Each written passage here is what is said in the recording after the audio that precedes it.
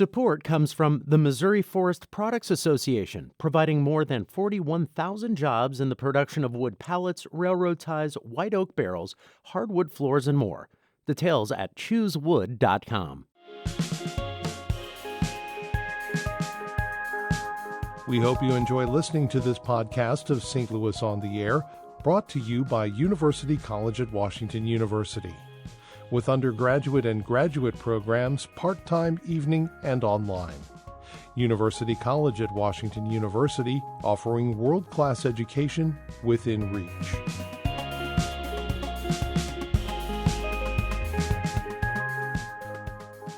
Welcome to St. Louis on the Air. I'm Don Marsh. After almost 3 years and millions of dollars, the Loop Trolley hit another bump in the road yesterday. It was snow. The trolley's much-anticipated dedication ceremony was held yesterday, featuring yet another slight delay in trolley operations. Joining me in studio to get the story back on track is St. Louis Public Radio economic development reporter Melody Walker. Melody, thank you for joining us. Thank you, Don. It's good to be here. I really misspoke when I said this has been in the works for 3 years. It's really been going on for a lot longer than that, hasn't it? Almost 20. Yeah. In fact, Joe Edwards said yesterday 21 years he's been working on this, and there were a lot of his supporters there yesterday at the dedication ceremony who've been with him all along the way. They believe in Joe and his vision for the Del Mar Loop, and as the executive director of the Loop Trolley Company said, well, we've waited this long for the trolley. What's one more day? Right. Well, assuming that things are on schedule, that maiden run should be taking place right now, but we haven't heard that it has or has not. No, we have not been able to confirm that. I guess we need to run over to Del Mar and see if it's on the tracks or not. Maybe we'll just listen for the clang, clang, clang of the trolley, as they used to say. You know, everybody at the dedication ceremony yesterday, they're cheerleaders. They're all people, obviously, supporters of the project, and there should be. It's nice to have new things. But there are critics, too. This has been sort of a star-crossed project from the get-go. There have been there've been several people in University City who've tried to sue to stop the project. All of those cases were dismissed, and I've spent the last couple of months really talking to as many business owners who are still there, who have survived, new business owners, and many business owners who've had to close their stores and leave. And they're the ones who've been hurt the most. Why have they had to close?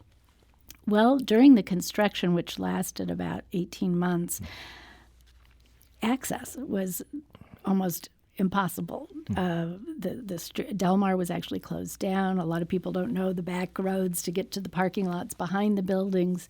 And there was just no foot traffic. There was no car traffic. People just didn't come. And there was also some concern about a rise in crime in the area after the Ferguson protests and the Stockley verdict. There was quite a bit of an uptick in crime in that area, but that really wasn't the big problem. The access was the big problem. Well, it's sort of ironic, isn't it? Because this whole project was designed, at least in part, to be an economic development boom for the area. And here we are having places closed down. Right. By one shop owner's count, he counted 28 stores that have gone out of business or left in the last couple of years. Of course, the Loop Trolley Company says, well, that's just the normal cycle of business and people come and go. But I think when you see some national chains, like we call it St. Louis Bread Company, the rest of the country calls it Panera, you see them close. You see a Noodles and Company close. Some of these larger chains that are the staple of college students' diets, and there are 800 Wash U students that have recently moved into the neighborhood there in a new dorm. It's really quite shocking. Has anybody calculated how many jobs have been lost? No, that's a good question. Most of these shops, though, have been kind of mom and pop shops. I think that's what made the Del Mar Loop unique as far as retail went. Unique, unusual things, and it's sad to see those go away. Probably 100 or two, something like that. So, Melody, what do we get for the $51 million estimated cost of this project? Well, we get a 2.2-mile route that will take you from the Lions at the entrance to the Del Mar Loop by the University City Hall there, and it will take you down Del Mar and then turn south onto Bolivar and drop you off at the History Museum if you like, or I guess you can just stay on the trolley and go back again. And go back again. It's a loop, just like there used to be. Right. Well, and it's not inexpensive. It's not going to break the bank, but it's not inexpensive. Right. They've posted their fares as $2 for a 2-hour fare, and then $5 for an all-day fare. 50% reduced fares are available for seniors and passengers with disabilities and children ages 5 to 12. And children under 5 may ride free. So they announced yesterday at the ceremony that they are working on an app where people could be able to buy their fare, pay for their fare on their phones. Right now they've got machines kind of like the complicated parking meter machines, and you have to have exact change or a credit card to get your ticket there. And I guess with all of this and what's gone on prior, people who are going to be parking on Del Mar are going to be ever more careful because there have been some issues with the trolleys hitting cars. Yes, well, you have to remember that this is a fixed track system and the trolleys can't swerve out of the way. So if your car is parked at 1 millimeter over the line that they've drawn now along the sides of the road, you're likely to be hit by the trolley.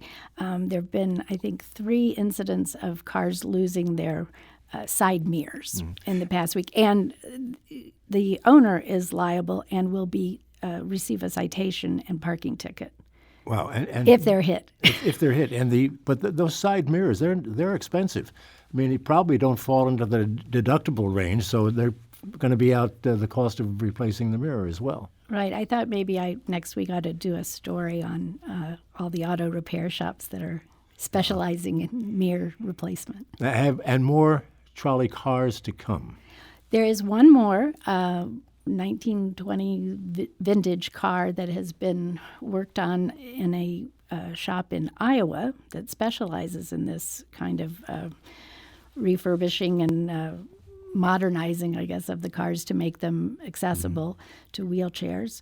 And it's been one of the delays, or has been said to be one of the reasons the whole project has been delayed, because they need this third car. They said yesterday that they expect it to be delivered next month, but then, of course, it will have to go through hours and hours of training and testing. It's quite striking how many hours actually they do have to go through this process. Was it a couple of hundred hours? Yes, I think it's 300 hours for the I called them drivers. I was corrected. They're operators. You don't drive a train, you operate a train. They have to go through 300 hours of training, and then it's, that many hours of training, testing for the actual car. Are there expansion plans? Well, they've mentioned that. I've talked to many people who've mentioned that, especially the big supporters, and Joe Edwards, of course. He sees it going to the Central West End and downtown. And yesterday, Kim Tucci, who owns Pasta House, wants it to go out Del Mar to his restaurant. But I haven't seen any concrete plans for that. And we know this one took at least 20 years. Let's not hold our breath. Is there any cooperation at all between the metro system in this? Well, the trolley does pass by that main metro station on de Bolivar, so that will be a good connection spot. And then it comes fairly close, or it does pass by the one on Del Mar also.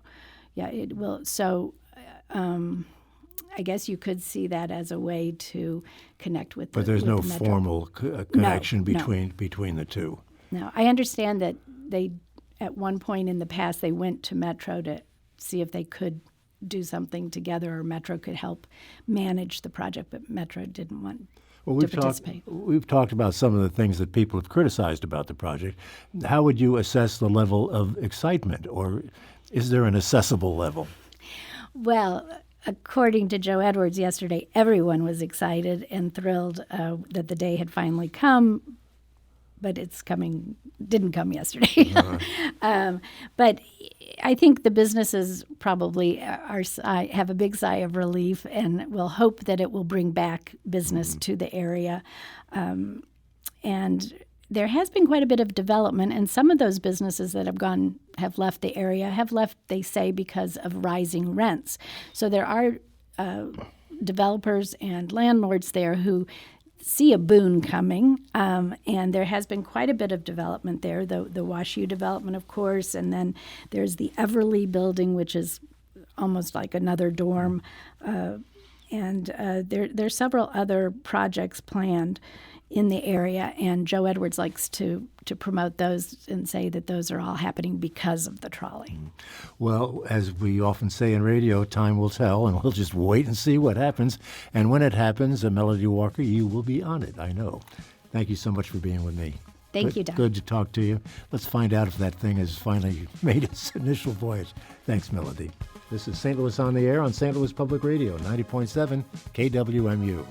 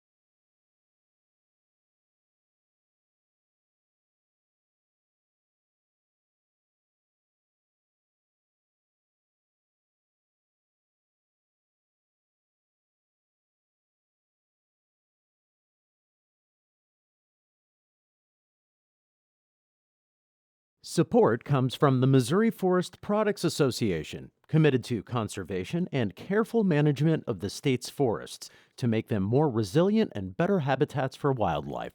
ChooseWood.com.